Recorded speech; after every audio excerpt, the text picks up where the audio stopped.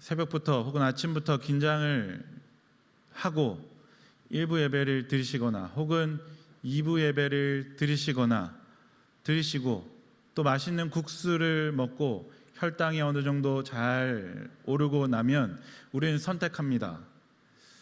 오후 예배 시간 편안하고 시원한 자리에서, 익숙한 자리에서 눈을 한번 감아 볼 것인가, 아니면 눈을 부릅뜨고 한번 귀를 열고 마음을 담아 볼 것인가. 사랑하는 귀한 예배 동역자 여러분, 후자가 되길 소원합니다. 아멘. 네, 눈을 부릅뜨시고 귀를 열고 또 말씀을 또 함께 나누겠습니다. 여러분들은 혹시 이런 경험이 있으신가요? 성경책을 읽으려고 앉았는데 몇 분 지나지 않아 어느새 내 손에 들려있는 것은 성경책이 아니라 핸드폰입니다. 기도를 하려고 가만히 앉아있는데 어느새 내 마음속에 기도의 제목이 아니라 사람이, 상황이, 자녀가, 삶이, 좀 전에 하려고 했던 그 일이, 하려고 하다가 잊어먹었던 말이 붙잡아지는 경험. 나는 왜 이렇게 집중력이 약해졌을까 자책해 봅니다. 이전에는 1시간이고 2시간이고 뭔가 하려고 붙들어내면 나무 뿌리라도 좀 뽑고 그랬었는데 요즘 왜 이런가? 좀 더 집중력을 가져보려고 그래서 말씀이나 혹은 여러 권면을 통해서 이 훈련을 해보려고 노력해 봅니다. 말씀도 조금 더 읽어보려고 하고 혹은 기도도 해보려고 하고 무언가 다른 일들, 생산적인 것들을 해보려고 노력합니다. 근데 어떤가요?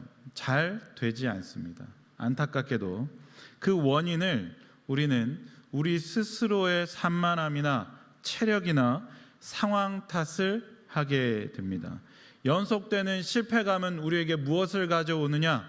포기를 가져오거나 혹은 결국 아무것도 해봐야 소용이 없다는 심포도를 꺾지 못하는 여우처럼 그냥 포기해 버립니다. 우리 중 대부분이 이렇게 살아갑니다. 하려고 하지만 되지 않을 때 나는 어쩔 수 없구나, 쉽게 나를 포기하는 것 같아 보이지만 사실은 조금 여러 가지 고민이 그 속에 스며들게 되죠. 이런 고민을 늘상 하는 어떤 방법이 아닌 조금 색다른 방법으로 해결책을 제시해 보려고 하는 저자가 있습니다. 요한 하리라고 하는 사람. 도둑맞은 집중력이라는 책에서 그는 똑같은 고민을 하고 너무 산만해져서 너무 집중하지 못하는 자신의 상황을 해결하기 위해서 열심히 애를 쓰고 노력도 해보고 훈련도 해보고 여러 가지 상황들을 만들어서 여러 가지 방법들을 가지고 노력했지만 잘 되지 않는 스스로의 모습을 자각하고 아예 다른 방법을 선택합니다. 환경을 완전히 바꾸어 버립니다. 여행을 떠났습니다. 인터넷도 혹은 전화기도 쉽게 무언가를 할 수 있는 모든 것들로부터 환경을 완전히 차단시켜서 몇 달간 그 시간을 보냈습니다. 가장 먼저 아무것도 되지 않는 곳에 가서 그가 한 일은 무엇이냐? 바로 쏟아져 오는 잠을 그냥 그대로 맞아들이고 깊은 잠에 빠졌습니다. 깊은 잠을 통해서 체력을 회복한 다음 그가 한 일은 그제서야 내가 무엇을 하려고 했던가, 나는 왜 여기 있는가 라는 질문으로부터 자신의 일상생활을 새롭게 해 가려고 노력합니다. 소위 뉴 노멀 시대인 요즘 새로운 노멀, 이 상식을 새롭게 해가는 이 시대, 이전과는 전혀 다른 형태의 삶을 살아내고 있는 요즘 1시간, 2시간, 3시간 무언가를 하는 것이 결코 쉽지 않거나 혹은 이제는 그렇게 해가는 것이 생산력 있지 않고 오히려 짧고 고도의 집중력을 가지고 여러 일들을 해내는 것이 바르게 보이는 시대, 소위 멀티태스킹이 능한 사람들이 능력 있다고 평가받는 시대였습니다. 그 시대도 이제 좀 지나갑니다. 멀티태스킹이라고 하는 이 소위 여러 가지 일을 집중해가는 그 일이 뇌에 주는 충격이 어마어마하다는 연구 결과들이 쏟아져 나오고 있습니다. 결국 우리는 그래, 내가 그래도 집중력, 긴 집중력은 없어도 멀티태스킹, 여러 가지 일을 내가 할 수 있지. 우리 사랑하는 어머님들, 여러 가지 일을 하시죠. 빨래를 하시다가, 저녁도 준비하시다가, 그 저녁 준비하는 일이 썰기도, 끓이기도, 혹은 올리기도, 여러 가지 반찬들이 뚝딱뚝딱 만들어져서 한 30분, 40분 만에 국과 찌개, 3찬이 만들어지는 놀라운 현장. 그 놀라운 현장의 최고의 절정은 빨래도 돌리고 있다는 사실이죠. 하루의 일들을 다 해내고 계시는데, 그런 일들을 다 끝내고 자녀들이 잠들고 남편이 잠들고 난 다음 아내들은 무슨 생각을 하게 될까요? 깊은 상심에 내가 지금 무엇을 하고 있는가? 내가 뭐하고 하루 종일 보냈지? 라고 하는 이 고민 속에 스스로를 몰아넣는지는 아닌지. 도둑맞은 집중력이라는 책에서 요한 하리는 멀티태스킹에 대해서 이렇게 이야기합니다. 멀티태스킹은 존재하지 않는다. 우리는 단지 주의를 빠르게 갈아타고 있을 뿐이다. 결국 깊이 있는 생각이나 창의적인 아이디어, 차분한 몰입은 점점 줄어듭니다. 왜냐하면 그런 것들은 시간과 여백 속에서만 가능한 일이기 때문입니다. 여백도 없이 하루 종일 빽빽한 일상의 시간 가운데서 몰아치듯 바쁘게 한치의 오차도 없이 시간을 보내었다고 해서 우리 안에 창의적인 어떤 무언가가 나타날 것이라는 기대를 하지 말아라 라고 책은 우리를 진단합니다. 그러면서 이렇게 이야기합니다. 내 집중력은 이 집중력의 위기는 개인의 의지가 아니라 사회가 만들어낸 위기다 라고 말하며 환경에 대한 변화를 요구합니다. 결국 내가 아무리 집중력 있게 무언가를 하려고 애를 써도 이 사회 자체가 그 집중력을 발휘할 만큼의 시간과 환경과 여유를 주지 않는다라고 판단했습니다. 우리의 신앙생활은 어떨까요? 우리는 신앙생활이라 하면 교회에서 하는 모든 활동들을 생각을 합니다. 신앙생활. 그런데 아십니까? 우리의 신앙생활의 본질은 우리가 교회에서 하는 활동들에 있지 않다는 것입니다. 우리 신앙생활의 본질은 그 활동들을 하는 이유가 되는데, 우리는 그 활동들에 매진하고 집중해서 한치의 오차도 없이 집중력 있게 그것들을 해냈다고 하지만 결국 잃어버리는 것, 가장 본질적인 것들을 잃어버리는데 바로 하나님과의 직접적인 만남. 그 하나님과의 직접적인 만남은 삶의 여백 가운데 있습니다. 삶의 그 시간의 여유로움에 있습니다. 하나님은 바쁘게 우리를 몰아치는 듯 하는 우리의 상황 가운데서도 우리를 만나주시는 능력 있는 하나님이시지만 우리는 그런 능력이 없습니다. 바쁘고 무언가에 집중해서 무언가에 계속되는 어떤 몰아치는 일 가운데서 스스로가 만족스러운 상황 가운데 있다 하는 그 찰나에 우리는 하나님을 잃어버릴 때가 많이 있는 것이죠. 옆에 있는 분들에게 이렇게 좀 인사하시죠. 하나님을 만나고 계십니까? 우리 이런 인사에서도 참 굉장히 여유로움을 허락하지 않습니다. 빨리 눈도 채 쳐다보지 않은 채 쳐다보면서 하나님 만나고 계십니까? 네. 예. 지그시 여유롭게 옆 사람을 쳐다볼 수 있는 마음의 여유, 옆 사람의 눈을, 그 영혼의 중심을 바라보고자 하는 의지를 가지고 쳐다보는 여유. 옆 사람 한번 바라보시죠.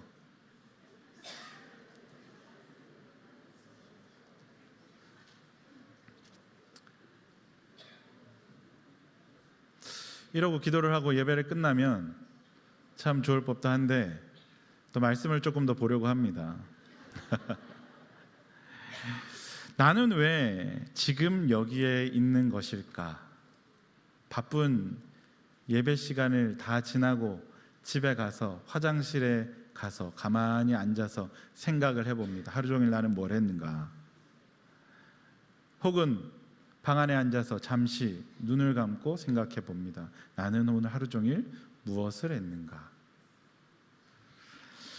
이런 마음이 우리 마음속에서 들려올 때 나름대로 부끄럽지 않게 열심히 살아온 것 같은데, 신앙생활도 완벽하다고는 할 수 없지만 그래도 최선을 다했는데 나는 왜 지금 여기에 이런 모습으로 서 있는가라는 생각이 밀려올 때가 있습니다. 그리고 내가 처한 환경과 주위 사람들을 탓하는 마음들이 그때부터 시작이 됩니다. 무엇 때문에, 누구 때문에? 갈멜산에서의 대승리를 거두었음에도 불구하고 이세벨의 그 권세 앞에 도망해야 했던 이 엘리야에게 하나님으로부터 온 질문이 바로 이것이었습니다. 너는 지금 왜 여기 있느냐? 네가 어찌하여 여기 있느냐? 공교롭게도 하나님은 이 질문을 2번이나 반복하시는데 9절과 13절의 이 사이에 하나님이 정말 이 엘리야에게 혹은 이 본문을 보는 우리에게 하시고자 하는 내용이 네가 지금 어찌하여 여기 있느냐라고 하는 이 두 질문 사이에 놓여져 있습니다. 안타깝게도 오늘 본문은 그 질문에 대해서 엘리야가 지혜롭게 대답했으면 참 좋으련만 어리석고도 잘못된 대답을 하는 것까지가 오늘 본문의 모습입니다. 하나님께서 엘리야에게 말씀을 주시는 모습을 이해하기 위해서는 출애굽기 32장 33장에 이르는 이 모세와 이스라엘 백성 하나님 사이에 있었던 대화들을 볼 필요가 있습니다. 모세가 금송아지를 숭배한 이스라엘을 위해서 중보할 때의 이야기입니다. 금송아지를 숭배해서 하나님과의 언약을 깨뜨린 이스라엘을 위해 모세는 하나님과 독대하여서 그들을 위해 중보 기도를 합니다. 모세는 이스라엘의 죄를 사해 주시기 위해서, 그렇지 않으면 자기 이름을 생명책에서 그냥 지워달라는 초강수를 두며 하나님께 매달렸습니다. 출애굽기 32장 31절로 32절의 말씀 제가 읽어보겠습니다. 모세가 여호와께로 다시 나아가 어짜오되 슬프도소이다. 이 백성이 자기들을 위하여 금신을 만들어 싸우니 큰 죄를 범하였나이다. 그러나 이제 그들의 죄를 사하시옵소서. 그렇지 아니하시면 원하건대 주께서 기록하신 책에서 내 이름을 지워버리시옵소서. 하나님은 이에 모세에게 말씀하시기를 이스라엘에게 가나안 땅은 주겠다. 그래, 네가 그렇게까지 이야기하는데 그 땅은 너희에게 주겠다. 하지만 나는 너희와 함께하지 않겠다라는 답변을 해주십니다. 모세가 하나님께 고백했던 그 질문의 요구했던 그 질문의 요지는 가나안 땅을 주십시오라는 것이 요점이 아니었습니다. 하나님이 함께해 주십시오라고 하는 그 요구였을 것입니다. 33장 1절로 3절 자막을 좀 드렸는데 전달이 잘 이제 듣습니다. 1절 같이 한번 읽어보겠습니다. 여호와께서 모세에게 이르시되 너는 내가 애굽 땅에서 인도하여 낸 백성과 함께 여기를 떠나서 내가 아브라함과 이삭과 야곱에게 맹세하여 내 자손에게 주기로 한 그 땅으로 올라가라. 3절을 읽겠습니다. 3절 너희를 적과 꿀이 흐르는 땅에 이르게 하려니와 나는 너희와 함께 올라가지 아니하리니 너희는 목이 곧은 백성인즉 내가 길에서 너희를 진멸할까 염려함이니라 하시니. 아멘. 모세는 이 말씀 앞에 더욱 매달리게 됩니다. 하나님이 주신 이 대답, 이스라엘의 사명이 단지 그 땅을 차지하는 데 있는 것이 아님을 잘 알고 있었기 때문입니다. 그는 어떻게든 하나님의 그 영광이 이스라엘과 함께 하셔야 된다고 간구했습니다. 모세의 필사적인 기도에 의해서 하나님은 결국 이스라엘 백성들을 용서하시고 그에게 영광을 보여주시는데, 이때 모세는 하나님의 얼굴을 보지는 못하고 지나가시는 그 등을 보았다라고 말씀합니다. 출애굽기 33장 18절로 23절 중에 23절을 한번 읽어보겠습니다. 23절. 손을 거두리니 내가 내 등을 볼 것이요 얼굴은 보지 못하리라. 아멘. 모세가 하나님께 영광을 보여달라고 고백했고 구했습니다. 하지만 하나님은 지나가신다고 말씀하셨고 그에게 등을 보여주십니다. 이제 엘리야는 모세가 겪었던 일을 겪고 모세의 자리에 섰습니다. 엘리야는 마치 출애굽한 이 이스라엘 백성들처럼 천사가 준 이 양식을 먹고 40일을 걸어서 드디어 그곳 굴에 도착합니다. 언약의 산 호렙산에 도착을 했습니다. 사랑하는 예배 동역자 여러분, 얼마나 분주하고 바쁘고 여유로움을 허락하지 않은 시대에 살고 계십니까? 교회의 섬김도 분주하고 신앙생활도 분주하고 심지어 우리의 일상생활도 굉장히 분주합니다. 드라마도 1시간 반 꼬박 볼 수 있는 사람이 이 중에 몇 명이나 될까요? 심지어 젊은이들은 15초 정도의 짧은 것들만 보고 요점을 파악하거나, 심지어 드라마 16부작 혹은 이전에는 50부작 100부작 드라마 꿈에도 못 꾸는 시대가 되었습니다. 짧은 이야기들, 짧은 메시지들에 우리의 마음을 두고 거기에 집중해 보려고 노력을 합니다. 거두절미하고. 그래서 얘기가 조금만 길어질라 치면, 아니 그래서 뭘 얘기하고 싶은 것입니까? 도대체 뭘 얘기하고 싶은 겁니까? 라고 상대방을 무안하게 하죠. 여기 앞에 서 있는 저도 크게 다르지 않습니다.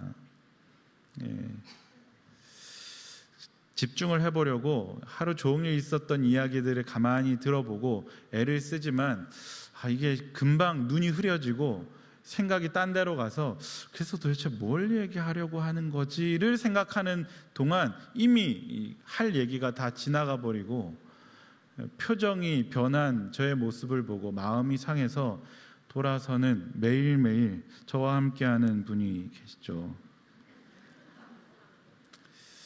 여러분들의 남편분들 혹은 여러분들의 아내분들 어떠십니까? 엘리야는 40일 40냐 내가 죽겠습니다, 좀 저를 죽여주십시오, 이제는 그만하고 싶습니다라고 요구했던 그에게 기적과도 같은 능력으로 새 힘을 주시지 않고 먹을치, 하루치 혹은 그만큼만 먹을 수 있고 마실 수 있는 것들, 어루만지심을 경험하고 드디어 도착한 곳이 굴이었습니다. 그곳에서 9절에서 엘리야가 그곳 굴에 들어가 거기서 머물더니 엘리야가 하나님께 몰입하며 달려왔던 그 시간, 질문하고 또 질문하는 가운데, 하나님 도대체 나를 왜 호렙산으로 가게 하셨고 왜 그 삶의 자리에 오게 하셨습니까? 대답하시지 않는 하나님 앞에서 하나님께 매진했습니다. 그리고 이제 엘리야에게 요구되는 것, 하나님 앞에 집중하는 시간이 요구됩니다. 머물더니 여호와의 말씀이 그에게 임하여 엘리야야 네가 어찌하여 여기 있느냐. 사실 이 본문은 직역하면 네가 여기서 뭐 하느냐라는 질문입니다. 지금 여기서 네가 무엇을 하고 있느냐. 하나님이, 전능하신 하나님께서 엘리야가 과연 뭘 하려고 모르셔서 질문하는 것일까요? 엘리야는 그 질문에 대해서 10절, 11절, 12절, 13절, 12절까지 엉뚱한 대답. 사실 우리가 이 질문에 대답하는 경우가 참 많은데 이런 대답을 합니다. 10절이죠. 그가 대답하되 내가 만군의 하나님 여호와께 열심히 유별하오니 이는 이스라엘 자손이 주의 언약을 버리고 주의 제단을 헐며 칼로 주의 선지자들을 죽였으며며 오직 나만 남았거늘 그들이 나를 찾아 나의 생명을 빼앗으려 하나이다. 하나님께 말씀을 받은 선지자의 사명은 무엇일까요? 하나님의 말씀을 듣고 그 말씀을 이스라엘 백성들에게 전하는 것, 그것이 선지자의 사명이었습니다.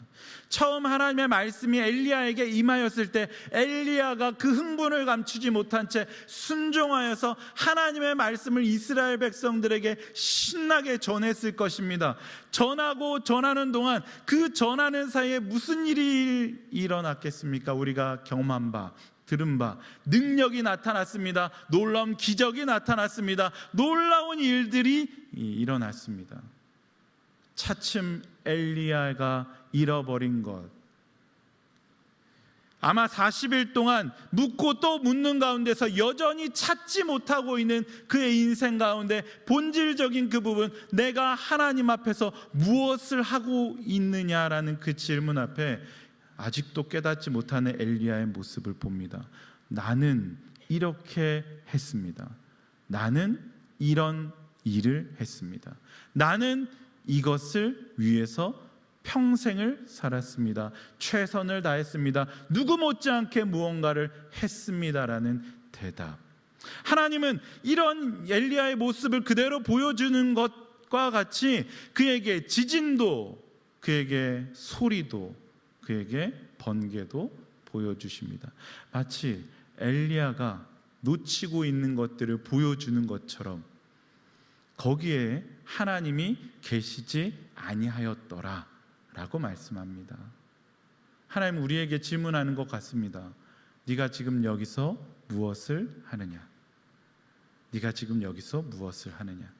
그때 우리는 이렇게 똑같이 대답하시겠습니까? 혹은 그렇게 대답하고 있지는 않으십니까? 하나님, 내가 평생을 이런 예배의 봉사, 이런 자리에, 이런 섬김에, 오늘도 나는 이런 환경 가운데, 혹은 하나님 앞에서 내가 했던 그 일들 앞에서 했습니다. 그런데 외롭습니다. 내가 이렇게 열심히 일하는데 그 누구도 나를 따르지 않습니다. 구역장이십니까? 내가 그렇게 영혼을 섬기고 돌보고 애썼는데 그 구역 식구들은 아무도 내 섬김에 반응하지 않습니다. 홀로 외롭습니다. 하나님 또다시 우리에게 질문합니다. 네가 어찌하여 여기 있느냐? 불 가운데서도, 지진 가운데서도, 크고 강한 바람 가운데서도, 산을 무너뜨리고 바위를 깨뜨리는 그 상황 가운데서도 안타깝게도 하나님은 거기 계시지 아니하니라 라고 성경의 화자는 우리에게 말하고 있는 것이죠. 거기에 하나님이 계시지 않는다고 말합니다. 우리는 엘리야가 그 40일 동안 달려오는 가운데 그 몰입감 가운데 집중해야 할 것들을 다시 보게 됩니다. 놓치고 있지는 않습니까? 잃어버리지는 않으셨습니까? 하나님은 아무것도 아닌, 아주 아무것도 아닌, 그리고 아무런 능력도 화려하거나 혹은 무언가 우리의 눈을, 우리의 귀를 사로잡을 만한 그 어떤 부분에서도 나타나지 않고 아주 아무것도 아닌 소리, 쉬라는 소리일 수도 있고, 그냥 스쳐 지나가는 듯한 소리일 수도 있고, 집중하지 않으면 들을 수 없는 정말 아무런 소리, 아무것도 가치가 없어 보이는 그 소리 가운데 엘리야를 만나 주십니다. 엘리야가 듣고 사랑하는 예배 동역자 여러분, 가만히 돌아가셔서 또 혹은 예배 자리가 끝나고 홀로 있는 그 자리에 지쳐 피곤하여 잠이 쏟아진다면 그 잠을 자고 난 다음 가만히 앉아서 듣고